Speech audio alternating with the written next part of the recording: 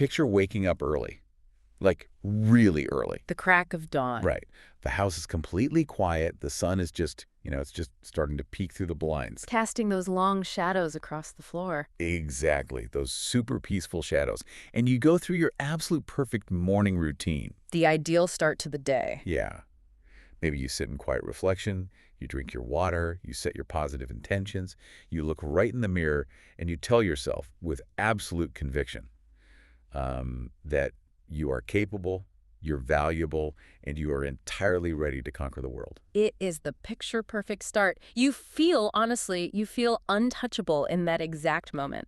Untouchable. Yeah. That is the perfect word for it. You've engineered this, this bubble of absolute peace. Right. But we all know what happens next. Yeah, we do.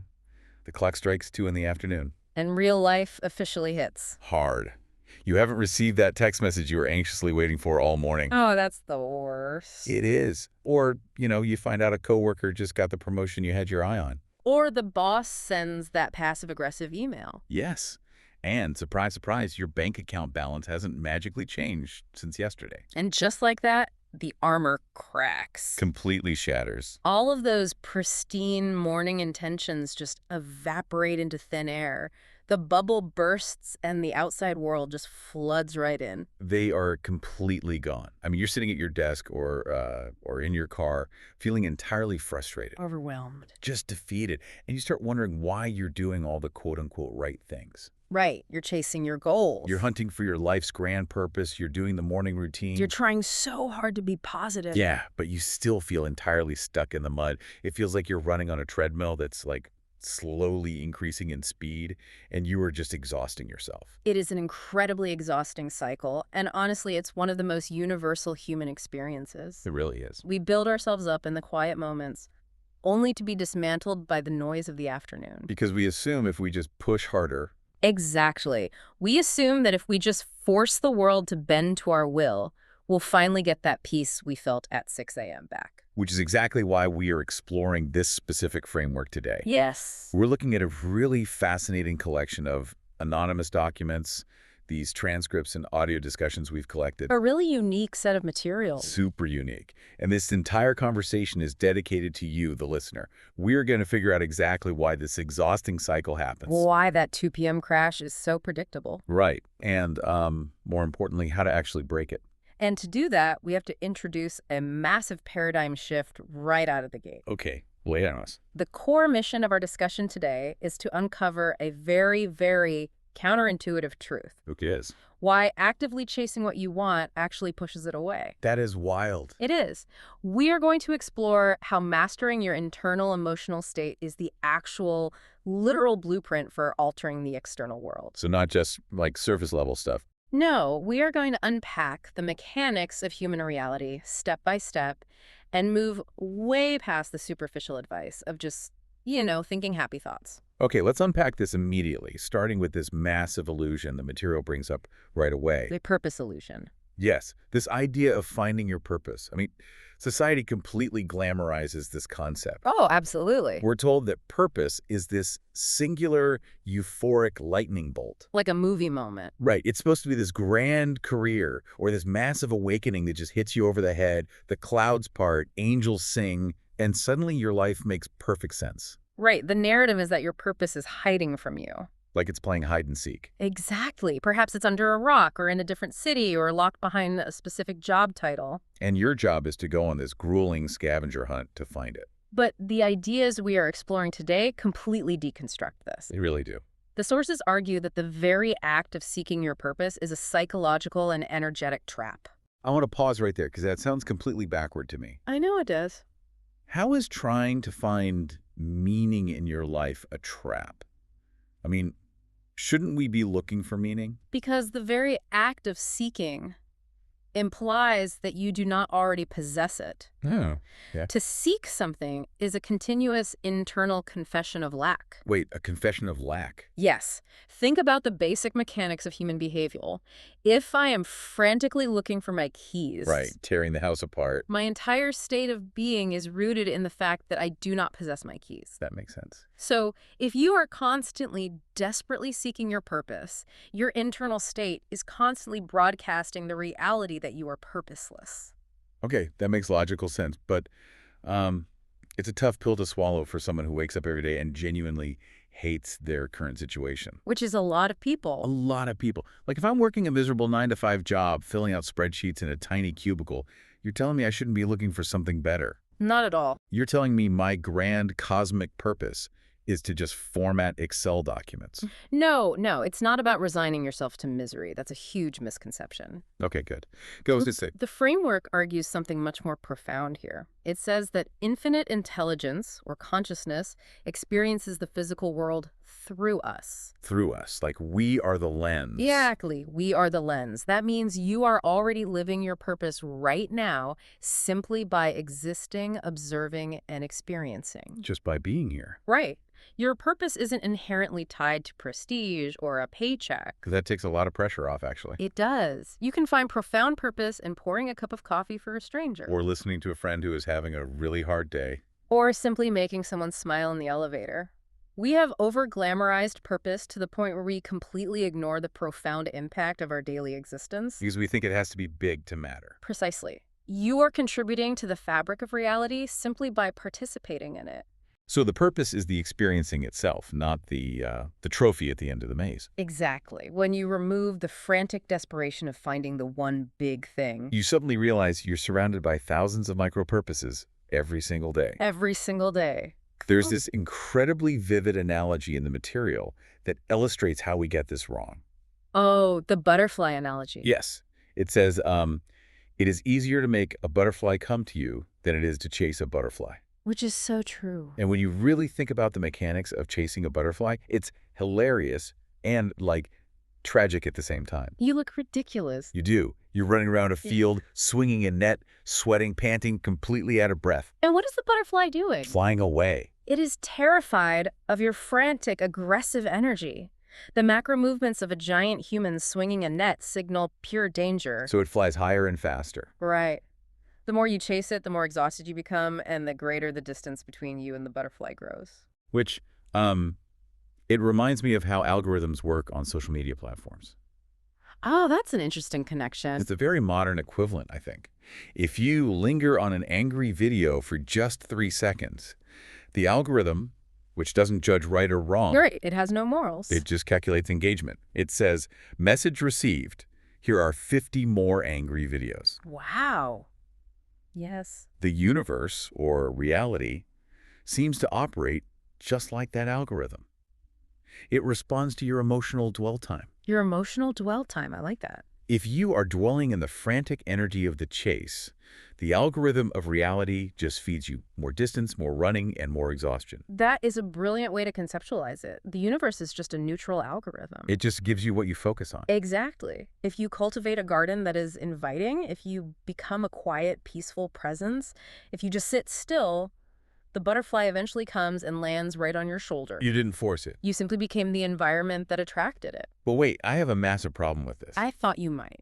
Yeah, I am struggling with the practical application here. Okay, let's hear it. If I need to pay my rent on Friday, I can't just sit in my apartment vibrating at the frequency of abundance. No, you cannot. I have to send invoices, I have to make phone calls, I have to physically go to work. Absolutely. So how do we reconcile urgent physical needs with this idea of not chasing? Do we just sit on the couch and wait for life to happen? It is a vital question, and honestly, it is the exact point where people usually abandon this kind of philosophy entirely. Because it feels impractical. Right. They confuse emotional stillness with physical inaction. Oh, okay.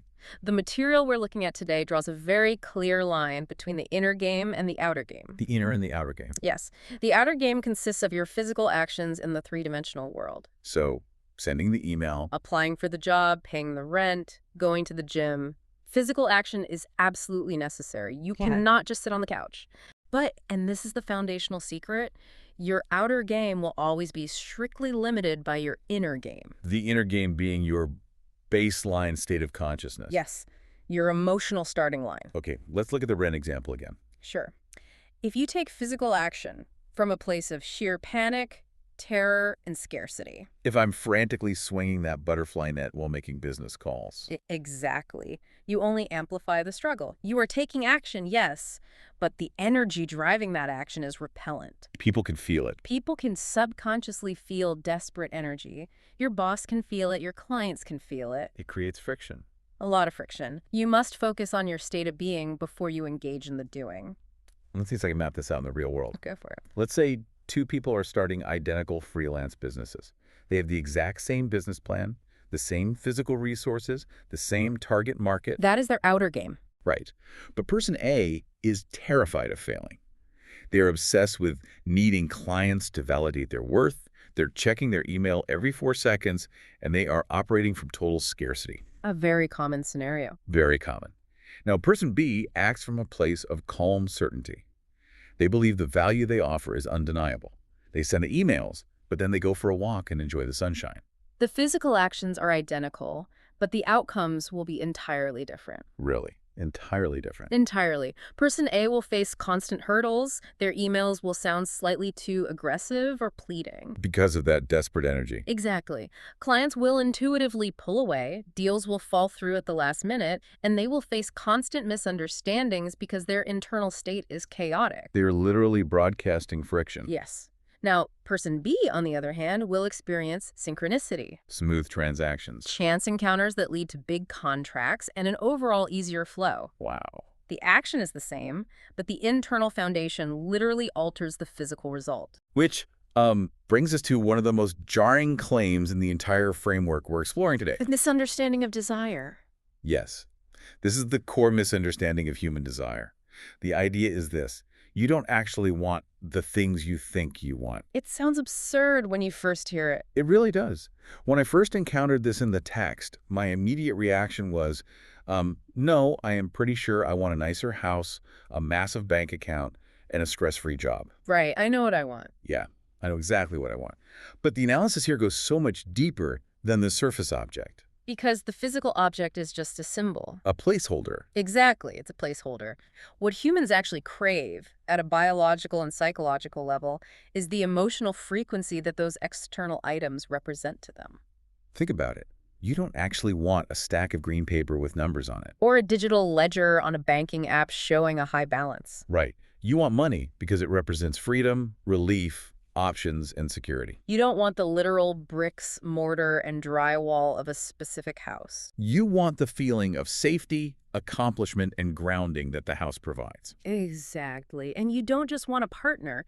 You desire the internal chemical rush and the emotional safety of being cherished, seen, and valued. So we are constantly using external objects as these really feeble, inefficient attempts to alter our internal emotional states. That's a great way to put it. We are trying to outsource our emotional regulation to the material world. And that is the ultimate trap of the human experience. Why is it a trap? Exactly. Because if you require the external object to grant you the internal feeling, you are entirely at the mercy of the outside world. No. If the bank account drops, your security drops. If the partner leaves, your worth leaves. Exactly. You are a passenger in your own life, entirely dependent on external weather to dictate your internal climate. I just had a massive realization about this, specifically regarding physical insecurities. Oh, this is a huge area for this. Think about how much time, money, and agonizing mental energy people spend desiring to change their external appearance. The fitness and beauty industries are built on it. Right. Wanting to be taller, wanting to change a facial feature, wanting to hit a specific number on a scale. We do this with absolute conviction. We really believe that once the physical reflection in the mirror changes, we will finally be granted the magical gift of confidence. But what actually happens in practice? Well, wait.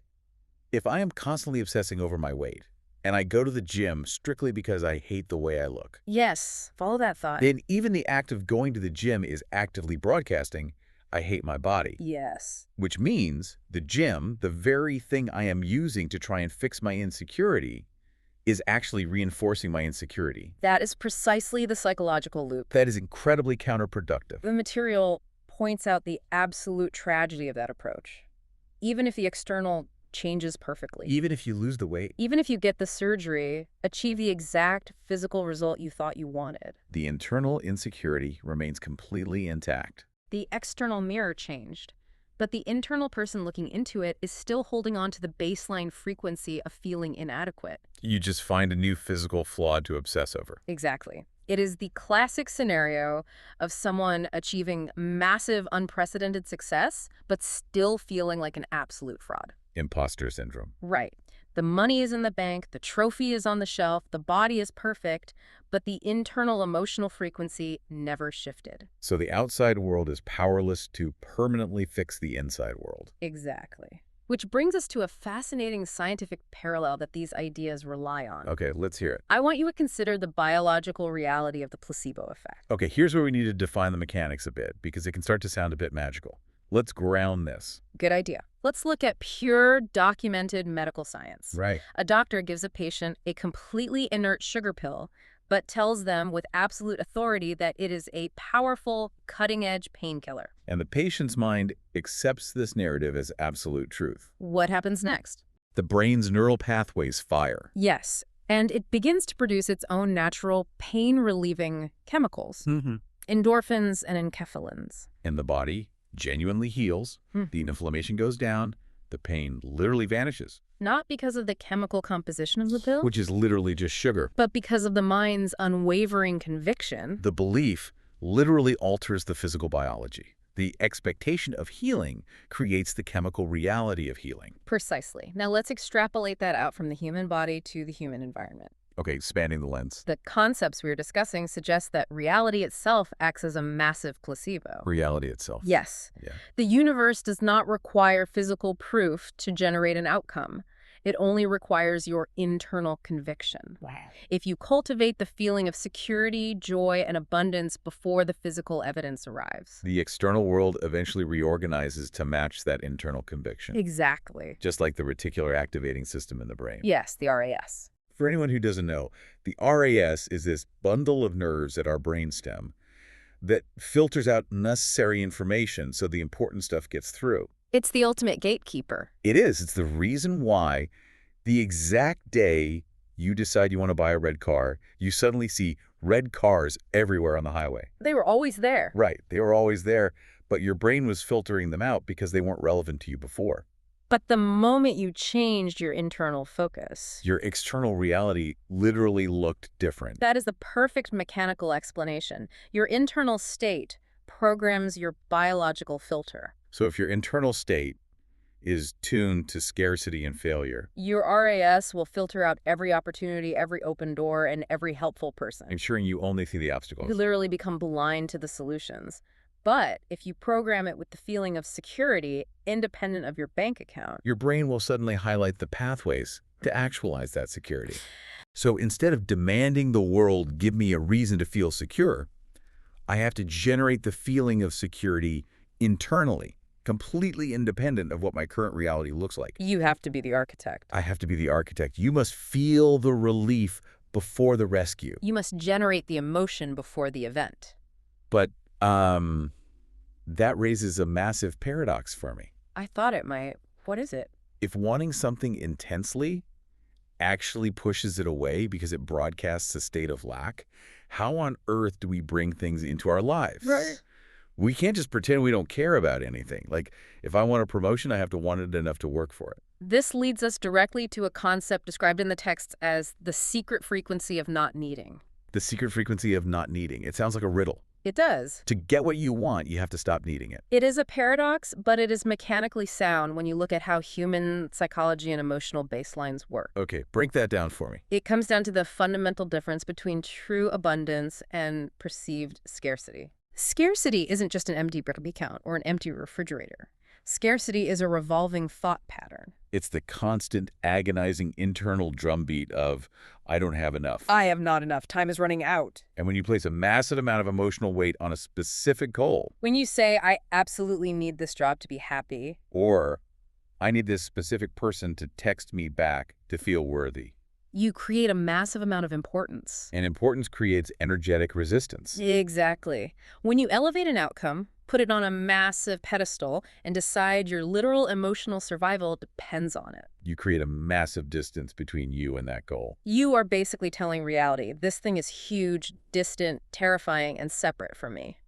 So you freeze up. You overthink. You make mistakes. The framework provides such a relatable example for this, something almost everyone listening has experienced. Oh, beginner's luck. Beginner's luck. Yeah. Why is it that the very first time you pick up a brand new video game, or you go bowling for the first time in 10 years, or you try a new sport, you are suddenly amazing at it? You hit the bullseye, you roll a strike. Everything just flows perfectly. Why is that? Because in that specific moment, you have absolutely zero mental limitations or heavy expectations attached to the outcome. You don't, quote-unquote, need to win. Right. Your ego is not involved. Your identity is not tied to the result. If you throw a gutter ball, you just laugh because you are a beginner. You are relaxed. There is no desperate grasping. And because you genuinely don't care, because there is zero heavy importance attached, the space between you and success collapses. You just do it. At the second you realize you are winning, Oh man, the second you think, oh, I could beat everyone here, I need to win this now. the importance skyrockets. And what happened? You immediately start failing. Every time. Your muscles tense up, you overanalyze your grip, your mind literally gets in the way of your body. The desperation creates friction. I want to challenge you, the listener, right now. What stands out to you about the areas in your life where things just flow easily? Think about the things you're naturally good at. The scenarios where things just work out for you without any agonizing effort. Maybe it's cooking a specific meal, or navigating your neighborhood, or managing a certain type of project at work. Whatever it is, if you examine your internal state regarding that area, you will find a complete absence of desperation. You simply expect it to go well. And crucially, if it doesn't go perfectly, it doesn't crush your identity. Because you have neutralized the importance. Exactly. The actionable takeaway provided here is the concept of normalizing your desire. Normalizing, this is a critical step, right? Very critical. If you view your goals as these rare, magical, impossible miracles that only happen to other people, They will remain exactly that. Rare and impossible. you have to treat your desires the same way you treat the shoes on your feet or the air you breathe. You take oxygen completely for granted. You don't wake up in a cold sweat, pacing the room, panicking and wondering if there will be oxygen in the kitchen today. You just breathe. You have normalized the presence of air. When you normalize the reality you want to live in, when you mentally and emotionally accept it as an ordinary, established, almost boring part of who you are, You completely neutralize the desperation. you kick the pedestal right out from under it. And when the desperation drops, the resistance drops. The RAS in your brain stops filtering out the solutions. And the physical reality can finally match your internal state. Yes. Okay, this all sounds incredibly empowering in a controlled environment. Cultivate the feeling, drop the desperation, be abundant. Right. But let's circle all the way back to our opening scenario. The 2:00 p.m. crash. Yes, it is 2 p.m. I did my morning routine. I tried to normalize abundance. But then the physical world, the unpredictable, chaotic 3D world, threw a massive curveball at me. Life happened. The car broke down on the highway, my client yelled at me over a mistake I didn't even make, and a pipe burst in my kitchen. A terrible day. A terrible day. Why is it so incredibly hard to maintain this peaceful, abundant state when reality is literally screaming at us in real time? This brings us to one of the most fascinating psychological concepts in the material, Which the defense mechanisms of the old frequency. This part of the reading felt almost like something out of a sci-fi thriller. It is very dramatic. It described our old negative patterns not just as bad habits, but almost as living parasitic entities. It is a powerful metaphorical way to conceptualize human neurobiology. Okay, tell me more. Think of your old state of mind, the neural pathways filled with anxiety, self-doubt, victimhood, and scarcity as an established organism. Okay. It has lived inside your brain for years. You have fed it daily. And like any living organism, its primary biological directive is survival. It wants to live. Yes. And what does it eat to survive? It feeds entirely on your negative emotional reactions, It survives on the cortisol spike of your stress the adrenaline of your anger. and the heavy dopamine drop of your feelings of worthlessness. Now, when you start waking up and consciously changing your internal state. When you start starving it by choosing peace and emotional stillness. Exactly. This old neural network feels deeply threatened. It is literally starving to death. So it fights back. It creates an extinction burst. It fights back aggressively. It will actively look for and hyperfixate on external circumstances to try and trigger you back into your old baseline. So it looks for a reason to be mad. It will use a rude person in traffic, A sudden delay at work, an unexpected bill, or a moment of bad luck. It throws these things into your conscious awareness almost as bait. Trying to siphon your emotional energy to sustain itself. It wants you to break down at 2 p.m. It wants you to scream at the steering wheel and send that angry text because your emotional breakdown is its meal. There's a striking statistic in the text that makes this internal battle feel incredibly daunting. The thought count. Yes. Humans have anywhere between 4,000 and 60,000 thoughts a single day. That is a staggering amount of unmanaged mental traffic. Right. So if I only spend 10 minutes during my morning meditation feeling valuable, abundant, and peaceful. But you spend the remaining tens of thousands of thoughts throughout the day absorbing unprocessed, chaotic, reactive panic. Well, the math is just not in my favor. The old programming wins by sheer volume. It's like trying to put out a raging forest fire with a child's water gun. Yes. A few minutes of positive intention cannot withstand a torrential downpour of unmanaged reactive thinking. Exactly. And this is why people claim these philosophies don't work. They do the 5-minute journal, but spend the next 15 hours living in a state of high alert anxiety. Exactly. I have to play devil's advocate here, though. Please do. If a string of genuinely bad things happened, if the car breaks down, the deal falls through, and I get sick all in the same week, isn't that just a sign of bad karma? Karma. Or maybe it's the universe telling me I'm on the wrong path. Or maybe I am just inherently having a bad day, and there's nothing I can do to stop the avalanche. It is a very common human reaction to try and find a narrative reason for suffering. We want it to make sense. But the ideas we are examining are very firm on this. The universe does not moralize. What do you mean by that exactly? We constantly project human morality onto the neutral fabric of reality. We think, I'm a good person, I donated to charity yesterday, therefore good things should happen to me today. And if bad things happen, I am being punished for something I did wrong. Right. But the universe operates on mechanics, not human judgments of good and bad. Like gravity. Think about gravity. Gravity is a fundamental law of physics. It simply responds to mass. It does not do a moral background check on you before it decides whether or not you'll fall off a ladder. It just works. So reality simply responds to your baseline emotional frequency, regardless of whether society labels you as a saint or a sinner. Exactly. The idea of a bad day is actually an illusion of polarity. An illusion. The moment you stub your toe at 7 a.m. and declare out loud, today is going to be a terrible day, You have given reality an instruction. you have labeled the day. Your reticular activating system locks onto that label. And reality simply says, message received. Here are a dozen more experiences that perfectly match the frequency of a terrible day. You aren't having a bad day because the universe is punishing you. You are having a bad day because you instructed your internal filter to seek out and amplify the bad. Precisely.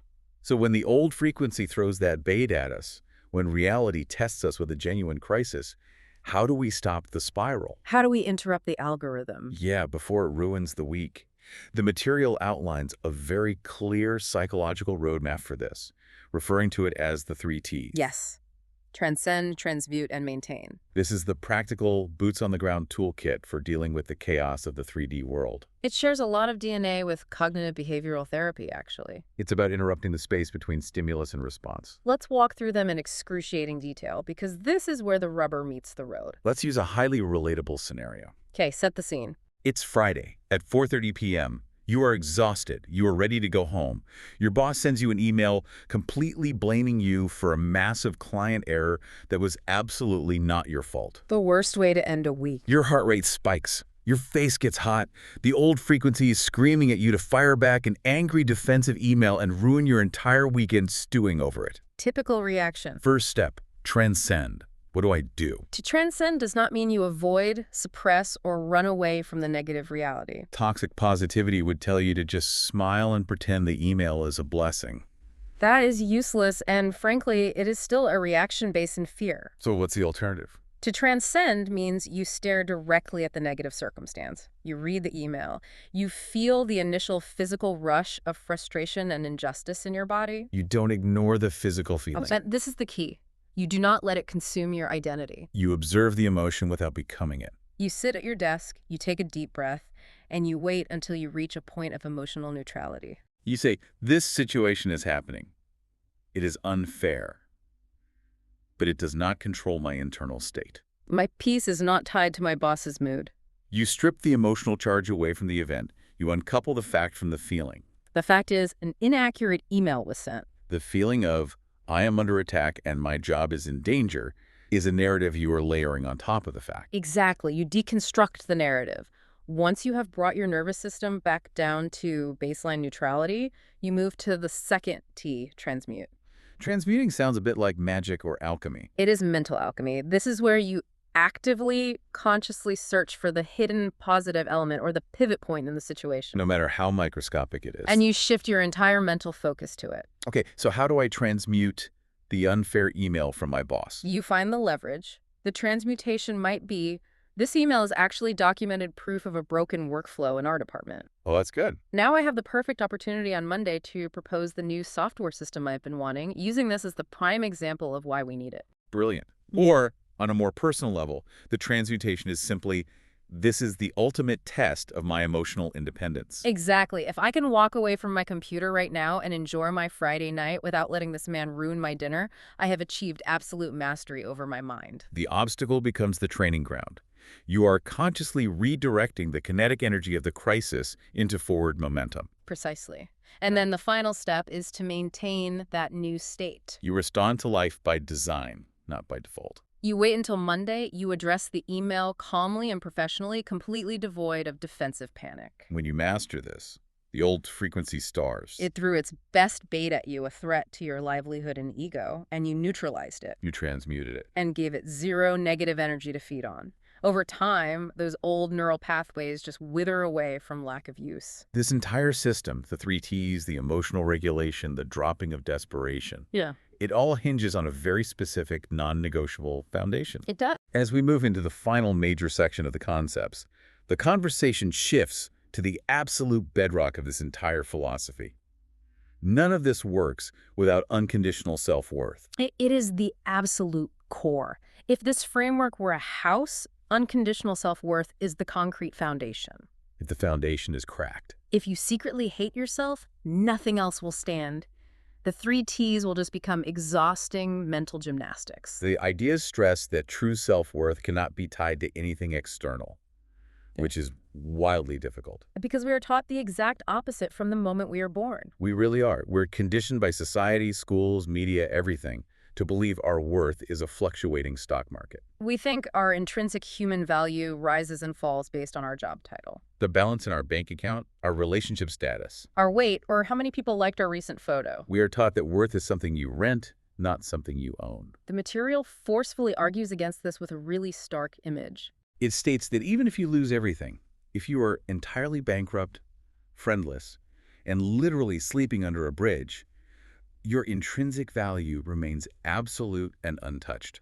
That is the ultimate test of unconditional worth. It's hard to swallow. Strip away the house, the clothes, the career, the social standing, the approval of your parents. If you are left with nothing but your breath in your lungs, are you still inherently valuable? The philosophy emphatically says yes, because you are an expression of life itself. Your value is not earned through productivity. It is your birthright. It does not fluctuate based on the events of Tuesday afternoon. There was a poignant realization from one of the individuals sharing their experience in this material that really struck me. I think a lot of people will resonate with it. Which one was that? They were doing all the self-improvement work, doing the routines, visualizing success, but they realized they were still subconsciously hiding. Hiding their light. Yeah. They were shrinking their light, downplaying their talents, and feeling ashamed of their personal power, just so others wouldn't feel uncomfortable around them. It is a profound, insidious form of self-sabotage. We often dim our own brilliance because we are afraid of outshining our friends. Or we fear being judged as arrogant if we stand fully in our power. We don't want to disrupt the status quo. The listener is challenged directly here. Are you masking your true potential out of fear of being truly seen? Are you playing dumb or playing small so you don't intimidate the people around you? It is so much easier to play small because it feels safe. You don't get criticized if you stay in the shadows. But playing small requires you to constantly broadcast a frequency of being small. And reality, acting as that flawless mirror, will always reflect that smallness back to you in the form of missed opportunities, stagnant wages, and unfulfilling relationships. Yes. I need to bring up a major point of friction here, though. The biggest pushback. The biggest pushback I can imagine someone having right now. What does this all mean for someone carrying real, heavy, agonizing baggage? It's a vital question. Let's be honest, we aren't all starting from a clean slate with a minor inconvenience like a bad email. Not at all. If someone listening has experienced genuine, horrific trauma, severe heartbreak, abuse, or a lifetime of systemic disadvantage, are they just supposed to pretend it didn't happen? It feels dismissive. It feels incredibly dismissive, almost like toxic positivity, to tell someone with severe trauma to just vibrate higher and drop their scarcity mindset. That is a critical, incredibly important pushback, and it is a point where this philosophy is often weaponized or misunderstood. How does the framework handle it then? The framework we are discussing approaches this specific issue with profound empathy. It does not ask for toxic positivity. My goodness. It does not ask for delusion. It fully acknowledges that everyone has a past, everyone has scars, and everyone has experienced trauma. The pain was real? The unfairness was real. The abuse was entirely real, and it was not your fault. But, there is a but here. But you have a choice today, in this present moment, not to carry the identity of that specific story into your future. There's a massive psychological difference between saying, this terrible thing happened to me. And saying, I am a fundamentally broken person because this terrible thing happened to me. One is an event, the other is an identity. And you cannot outrun your internal identity. Precisely. If you constantly identify as a victim of your past, if your primary internal narrative, the lens through which you view every interaction is, I am someone who is broken, I am damaged goods, I will always be at a disadvantage. You guarantee a future of continuous victimization. You are carrying the architectural blueprint of trauma and asking reality to build a house of peace. It doesn't work mechanically. The universe will take your blueprint of victimhood and continue to construct scenarios where you are victimized, because that is the baseline you are providing. So how does someone actually break that? If the trauma is wired into their nervous system, how do they choose a new identity? You have to radically choose yourself. You must choose to love yourself independently of the circumstances that hurt you. You have to look at the parts of yourself that were wounded and offer them the unconditional worth we just talked about. You must fiercely, aggressively guard your internal peace and refuse to let the ghosts of the past dictate the frequency of your present. It is the hardest work a human being can do. It often requires professional help, therapy, and deep healing. But by doing that work, you begin to build an entirely new reality. It is not about forgetting the past or excusing the people who hurt you. It is about refusing to let them be the architects of your future. It really is a complete, radical inversion of how we are taught to live. It really is. We are taught to react to the outside world, to figure out how we are supposed to feel on the inside. If the bank account is full, I am allowed to feel happy. If the person likes me, I am allowed to feel worthy. This entire framework is saying you must generate the inside completely independently and let that dictate the outside. Let's bring this journey full circle for the listener. Let's do it. We started this discussion with the deeply relatable frustration of a failed morning routine. Waking up with perfect intentions, feeling untouchable, only to feel crushed by 2 p.m. because the physical world didn't behave the way we wanted it to. We were stuck in the illusion that our happiness, our worth, and our internal peace are entirely dependent on external events aligning perfectly. We thought we needed the text message, the promotion, or the easy commute to feel okay. But by carefully examining the ideas presented in this material, we have learned that the physical world is merely a delayed mirror of our internal state. It is the echo of what we have been broadcasting. We learned that your purpose isn't a hidden treasure you have to exhaust yourself hunting for. It is found in the simple, profound, present moment of experiencing life. We unpacked the mechanics of desire, how wanting something from a place of sheer desperation actually pushes it away, because it screams to the universe that we like it. While internal fulfillment, normalizing our desires, treating them like the air we breathe, and living in the secret frequency of not needing, collapses the distance and attracts those very things seamlessly. And perhaps most importantly, we acknowledge that applying this is not a passive, easy process. Our old habits, that starving old frequency, will fight tooth and nail to survive. It will use the chaos of the 3D world, the emails, the traffic, the setbacks to trigger us unless we consciously step in, interrupt the algorithm, and use tools like the 3 Ts to transcend the noise and transmute the energy. And it all rests on that unshakable, non-negotiable foundation of unconditional self-worth. Knowing beyond a shadow of a doubt that you are inherently valuable, whether you are sitting in a corner office closing $1 million deal, or you have lost everything and are starting over from scratch. Which brings us to a broader reflection on human potential itself. If we accept the premise of the philosophy we explored today, it means we are not just helpless passengers navigating a chaotic, predetermined world. We are not victims of circumstance, tossed around by random luck or cosmic judgments. We are the active broadcasters. We are the architects. We are shaping our physical experience through the invisible, ongoing architecture of our daily thoughts, our fleeting emotional reactions, and our deepest internal convictions. When you finally master your internal state, when you take complete, uncompromising ownership of your self-worth and refuse to let external circumstances dictate your internal climate, the potential of what you can build in this life is entirely limitless. You cease to be a mere reflection of the world. And the world eventually becomes a reflection of you. You know, we started by looking at how perfectly clean and binary things in the physical world can be. Like an X-ray showing a broken bone. You see the break, you put a cast on it, you wait 6 weeks, it heals. But reality creation, this inner game we've been talking about, is entirely invisible. You can't put a broken emotional frequency in a plaster cast. No, you have to heal it from the inside out, often without a single shred of external proof that it's actually working, until the very end when the reality finally shifts. It requires an incredible amount of blind trust in your own internal power. You have to believe in the unseen mechanism. It really does. Which leaves us with one final, totally new angle for you to explore on your own as you go about the rest of your day. We've talked entirely about your individual frequency. But think about this. If your personal reality is just a delayed mirror of your past emotions, what happens when two people living in the exact same household, maybe sleeping in the exact same bed, are broadcasting completely conflicting frequencies? What if one is broadcasting absolute abundance and the other is drowning in the frequency of scarcity? Whose reality wins the tug of war? What exact reality are you silently negotiating into existence, not just for yourself, but for the people around you right at this very second?